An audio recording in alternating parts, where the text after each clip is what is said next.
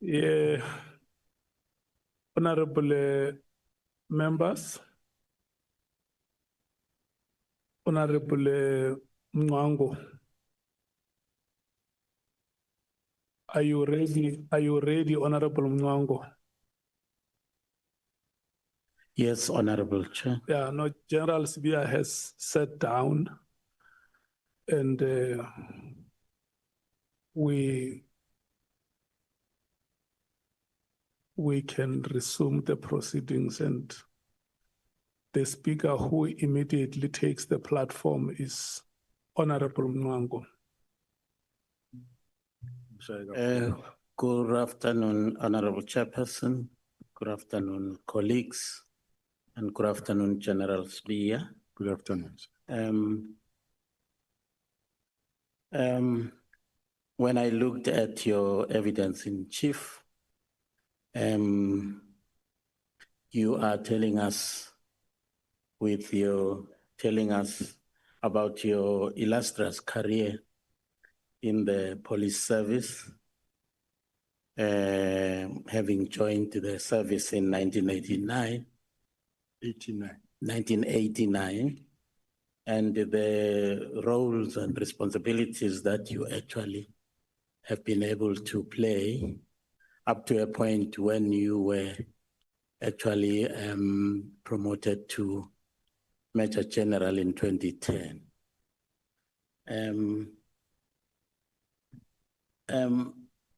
If you could just share with perhaps me the hierarchical organization of your command structure within SAPS.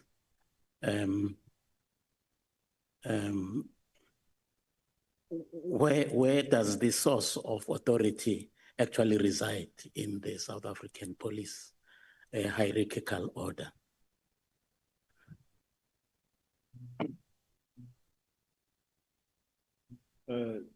Thank you, Chair.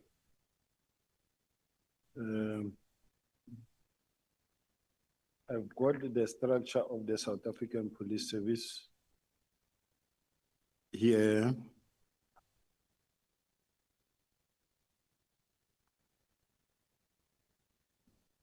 Chair, I don't know. This is the document that I have.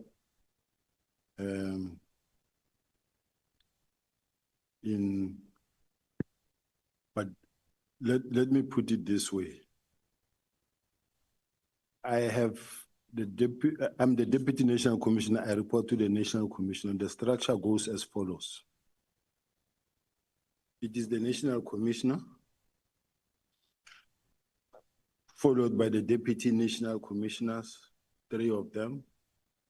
Then straight line, you will have your provincial commissioners of the 9 provinces. That reports to him. Then from there, you will have the Deputy National Commissioners going down. So I don't know if Honorable Member want me to take it down further, but I do have the whole structure, the Chair.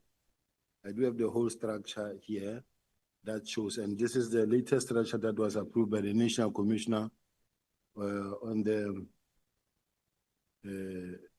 15th, my glasses, of May 2025.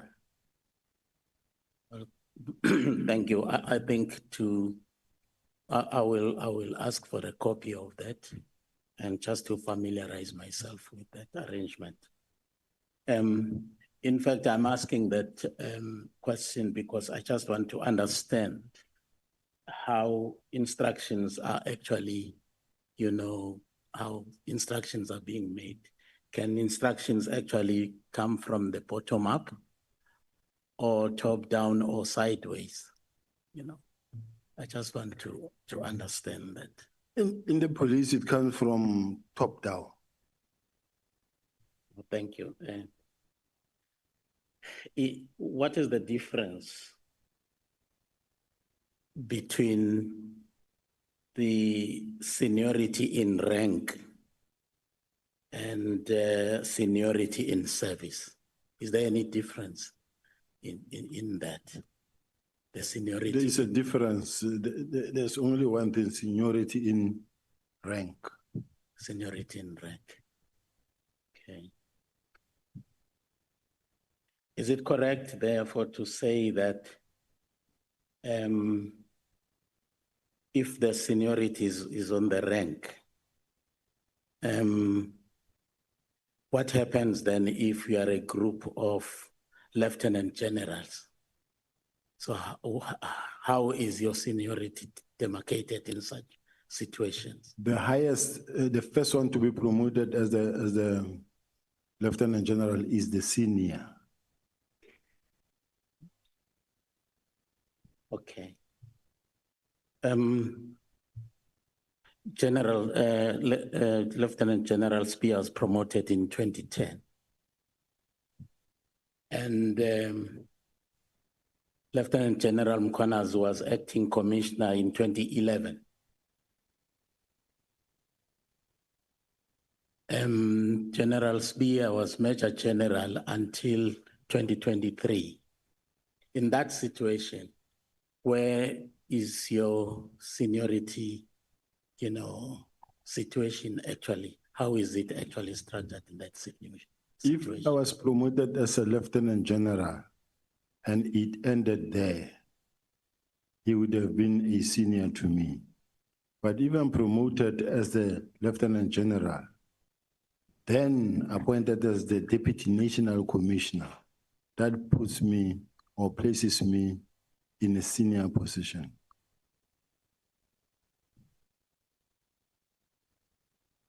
The same applies to, in 2011, just when he was 2 months or 4 months as a major general, he was promoted to be the acting national commissioner. And only to find that it can't happen, that's why overnight he was then promoted again to become a lieutenant general so that he is able to then act as a national commissioner. I understand that.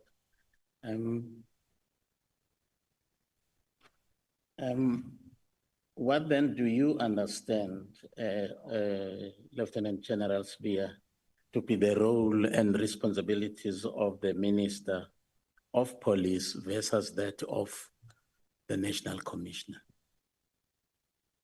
The National Commissioner, the Minister of Police job is oversight of the police and to determine policy and to advise the police on issues that needs to be attended to in terms of the constitution and playing a political oversight.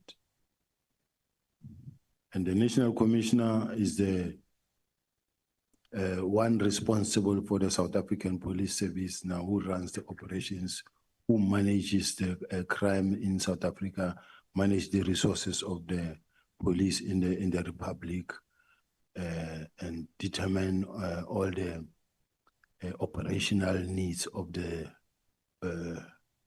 police. Now, the establishment of the PKTT, was it a consequence of the operational, decision, or it was a political policy decision? It was a political decision that actually gave birth to the PKTT. In such situation, who actually established the PKTT? Was it the minister or the National Commissioner? It was the presidency who formed the IMC, Interministerial Committee, consists of ministers. And they came together to form that what we call Interministerial Committee, and led or chaired by the Minister of Police. Yeah, no, I understand that. There was even a steering committee, and all of that. But I'm just talking about the establishment of that task team, that group of people who were given specific assignment to go and accomplish. Who was that?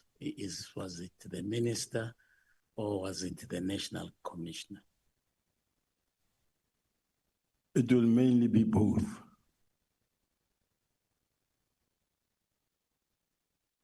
Sorry. It will be both. Okay. Now, in your understanding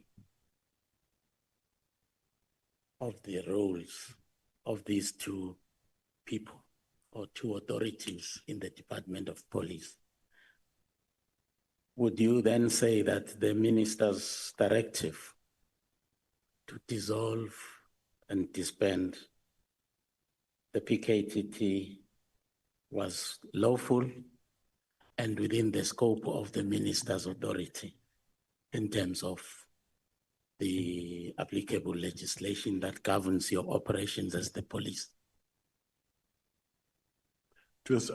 As far as I'm concerned, it's a lawful instruction because the minister, who is the boss of the national commissioner, if you come up with something like that, that says, I don't think this thing is still needed anymore, let's change direction, let's take this other direction.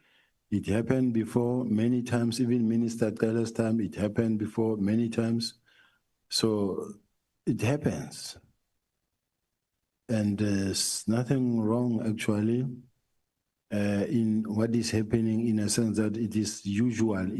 There's nothing unusual for a minister to write his concerns or say his concerns about a particular matter. I've seen in instances where there's deployment and you find that they deployed 50 instead of 200. And then the minister will say, not necessarily this one, he will say, no, I don't think this number is enough. I don't think this number is enough to be able to attend to the type of crime that is happening there. We need more members there. And then remember, it is the minister's space, as the Minister of Police and appointed in that space, the high level of crimes, it is now on his shoulders as to how he reduces the number, because he also wants to be successful and also to make sure that crime drops in the respective areas. So ministers are hands-on. And as they are hands-on, they do speak to the DGs and they tell what must happen. But General, ministers are not police. They're not trained as police. They are politicians, and I would have a problem with a minister who is hands-on when he has no knowledge of policing. Because then what it would be then the role of the national commissioner. But you also divisional what? Commanders and all of those people. But you also get a situation where the community or the public or the media, they begin to ask questions, say, but where's the minister? That one is dead. It's not there. It's nowhere to be seen. It's missing in action. But when you become hands-on again and you get seen again, you also get accused that you are too much. You are interfering. So I don't know how they're managing it, but from where I'm sitting, I don't think I'm the one who should be really engaged into such type of discussion since I'm not the minister. I'm asking that because Lieutenant General Mkhwanazi was very strong on saying that the minister actually overstepped his authority. He had no right to actually dissolve the PKTT because it's an operational matter.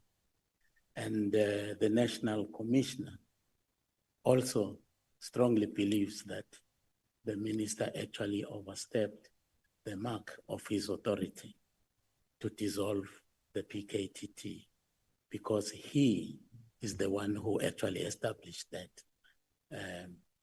because it's an operational matter. I don't agree with that. Okay. Now, looking at the letter of the 31st December, like the Honorable Member Matthias of the EFF, the 31st of December is the eve of the new year. I suppose offices by 12 o'clock are almost empty. I understand that the police are actually working. The lower ranks of the police are on the roads, but in Pretoria, I can bet you my dollar I won't find any of you at head office at 12 o'clock on the New Year's Eve. But here is the minister at 1740. He sends an email disbanding the PKTT. Now, Honorable Mkhwanazi, not Honorable, yes, General Mkhwanazi and the National Commissioner, in particular, General Mkhwanazi feels that no, somebody wrote the letter for the minister, and the minister signed something that he did not understand. What is your take on that? I still believe that General Mkhwanazi, he sees things. Sorry. He sees things because some of us from the 24th of December, we were operating already down there in Western Cape. We came, I came round about my last roadblock was in Harrismith on the 30th in the afternoon. We were not there, and the minister was already I think at home in KZN. Me, I was operating on the street. I never actually got to get involved in this thing. So if the General Mkhwanazi believe that somebody wrote that letter for the minister, it means he believes that the minister has got no capacity to can write that letter himself, which I find unbelievable.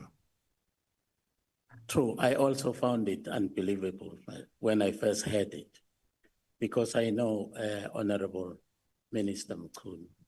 We almost grew up together out there, and I know his capabilities. And until I saw a letter from Mary Tehas, because the Mary Tehas letter, if I may just read one, the first paragraph actually indicated is 1.1. She says, in this regard, I request that you, that is Mary Tehas saying to the minister, 1, instruct the National Commissioner of SAPS to immediately disband the irregularly constituted, unnecessary, and wasteful political killings task team. The National Commissioner must immediately stop the deployment of General Khumalo, who heads the CIS. Now, even the terminology used in this letter is almost the same terminology that you would find in the letter written disbanding the PKTT. What would be your take in that? I think the minister will be invited to come and defend this type of statements. No, that's fine. I will ask him. Thank you. And then you saw this letter on General Sibiya on the 3rd of January, when Brigadier General Mtoko, yes, came to your office with that letter, with that, is it a directive or something, to say that this PKTT must be disbanded with immediate effect. And the commissioner was not there. The national commissioner was on leave. I didn't hear you actually saying that upon receipt of this letter, you actually made any effort to contact the acting national commissioner, in this instance, Lieutenant General Musikili. Why was that? Because once you are, the National Commissioner is on leave and you are appointed as the acting National Commissioner, that document was circulated or sent to the National Commissioner on the 31st of December, but it was only sent to me on the 3rd of January. And the National Commissioner says it in his own statement that the National Commissioner said in his statement that he signed, he says in his statement that he directed Brigadier Letoko to write an email to us and tell us that we must act and prepare a report. So it says,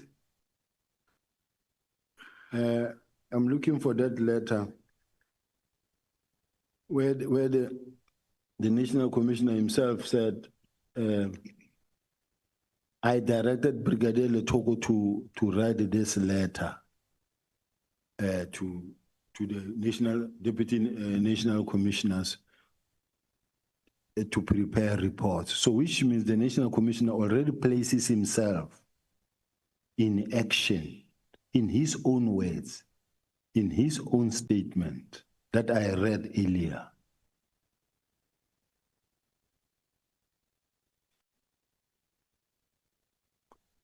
Thank you. Well, in fact, I did say that the National Commissioner felt that he should have been the one to dissolve that. In fact, it's in his evidence in chief, paragraph 44, where he said the disbandment of the PKTT was an operational policing decision, and as such, should have been made by the National Commissioner. And I'm quoting directly from his statement. Now, on the 14th then of January, General Sibiya walked into the office of the National Commissioner. That was the day when he was actually back from, was resuming his duties after a 2 weeks leave. And then you walked in, General Sibiya, with a proposal to immediately and summarily actually disband PKTT. You already had a plan of how to go about implementing the minister's directive. I still refer back to the National Commissioner in paragraph 45 of the National Commissioner statement under oath to this committee. He confirmed that he did instruct. Let us refer to page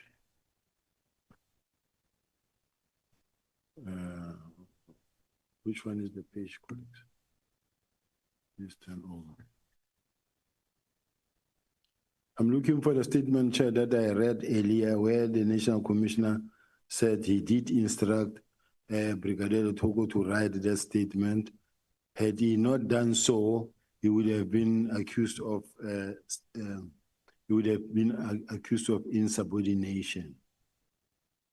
So he did that because he otherwise, had he not done it, it was going to be regarded as insubordination. So, as far as I'm concerned, the National Commissioner acted within his rights, and even the judge asked him and say, even if it was a unlawful instruction, were you going to carry it out? And I said, no, if it's not a lawful instruction, I won't carry it out. But whatever that happened because the National Commissioner was in support.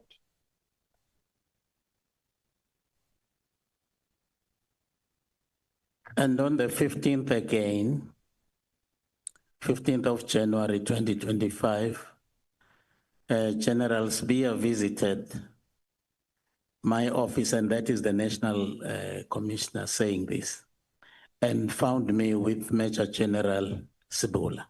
Yes. And you actually briefed him on the revised plan because he was not happy with the original one. And he told you that, no, disbanding the PKTT cannot be an abrupt thing because of reasons. And then he gave those reasons. But then you came back the following day with the plan. And then he actually specifically, instructed you to leave the matter to him. Hence, in your bundle, there is that letter, which ought to have been signed by him, but he did not sign it. And then Lieutenant General Sibiya left the office, and on the 17th, he wrote a letter, a directive, a letter carrying a directive to Lieutenant General Khumalo to implement with immediate effect the minister's directive. And that to me was defiance, because the National Commissioner had actually in no uncertain terms told you to leave the matter in his hands. But on the 17th, the Lieutenant General Sibiya leaves the office and then starts issuing an instruction to Lieutenant General Khumalo to continue implementing the minister's directive. And I want to believe that was defiance. That is why I opened this discussion asking you about how the hierarchical stratification is actually arranged in the police and how instructions actually are made. And then you correctly said that. Now, here is an instruction from the highest of the police to leave the matter in his hands, and then you go out and do something differently. Let's say for a moment, Chair, that was the case, of which it was not the case, but let's say for a moment, let us agree that was the case. The National Commissioner says, I came on the 15th and I found him sitting with General Sibola in his office. That is on the 15th. Now, General Sibola is part of the discussion and she can hear the discussion. How then does it happen that General Sibola, the same General Sibola was sitting with the National Commissioner, sent a document to me on the 16th, having heard what the National Commissioner said? On the 16th, she sent me a document and she go to my PA and say, I'm sending you a document, just print it and give it to the general for signature. And this document is the document that comes from the National Commissioner's office, compiled by the Office of the National Commissioner, General Rabi, sent to me by the Office of the National Commissioner and by the highest authority in the National Commissioner's office, which is General Sibola, to my office. If that is the case, that what the National Commissioner was saying, or he said, that stop, don't do anything further, I will handle the matter forward myself, in the presence of General Sibola. Then how does it happen that General Sibola sent me an email and attached the documents and say, let the general sign this and send? Well, it's something that would need to be resolved at your level. But here is the National Commissioner saying what he's saying under oath here. And let me continue that on the 16th of January, there was a meeting between the minister, the National Commissioner, and Lieutenant General Khumalo was there. Sorry, Chair. I have a question that I want to ask. I know I'm here to answer, but there's a point that I need to clarify. Okay. The honorable member says, here is the National Commissioner saying under oath that, and I put a document that demonstrated that, but the National Commissioner sent through the office of Sibola to my office. So we are sitting with two documents. This one comes from the National Commissioner's people. And here he's saying under oath that this is what he said, which is disproved by what I also sit with. Now, it needs to be clear that either what the National Commissioner said in his affidavit is not true, or I'm not telling the truth about this email. But I'm putting a position that says, despite the fact that the National Commissioner in his affidavit is saying, he told me to stop, but if he told me to stop, did General Sibola then act on his own accord by coming to my office and say, please print and give to the DNC to sign and send?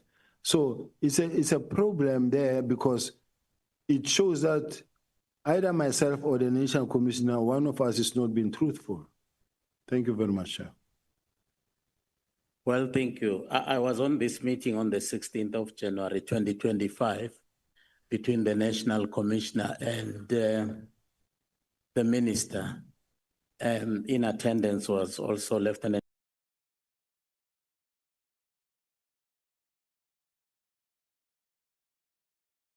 General Khumalo, who was actually asked to provide the Minister with a comprehensive update, as well as an overview of the ongoing counterintelligence investigations. So they gave a report to the Minister, and in the report, there was a list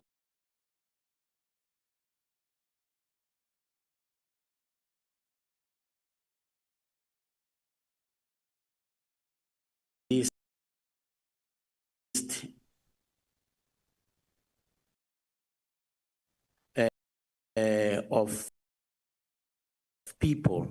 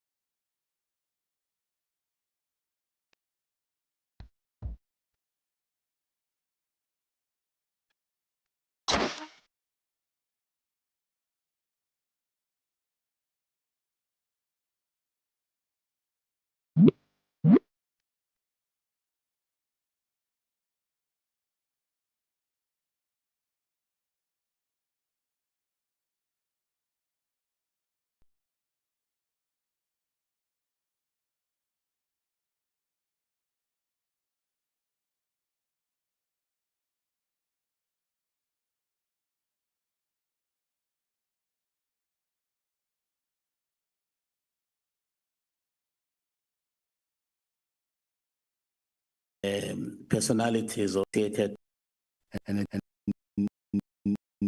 established for and that now most of the districts have stabilized, only eThekwini district. It qualifies the statement that these people no longer really are that active anymore. Okay, thank you. There was a function or a meeting in Cape Town attended by the minister. I can't remember whether it was the then minister, Cele, and General Mkhwanazi was there, if I'm not mistaken, the National Commissioner, and yourself. And, oh yeah, it was Minister Cele. Minister Cele actually he asked you about the people who had actually been arrested for the murder of AKA. And he was concerned that he was not too sure whether the people arrested were the correct people, the right people who actually had in fact committed that crime.